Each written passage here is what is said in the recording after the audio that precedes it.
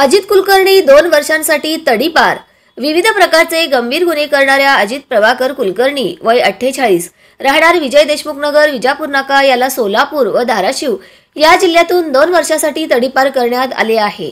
दरम्यान मिळालेल्या माहितीनुसार अजित कुलकर्णी यांच्या विरुद्ध सन 2018, 2020, 2021, 2022 व 2024 या कालावधीमध्ये खंडणी मागणे, दंगा व मारामारी करणे, सरकारी नोकर काम करताना त्यांना दमदाटी करणे, सरकारी आदेशाचे उल्लंघन करणे यासारखे गुन्हे दाखल असल्याने त्याच्या विरुद्ध सदर बाजार पोलीस ठाणेकडून महाराष्ट्र पोलीस अधिनियमन 1951 कलम 56(1) अ ब अन्वये तडीपार प्रस्ताव पोलीस उपायुक्त परिमंडळ यांच्याकडे सादर करण्यात आला होता।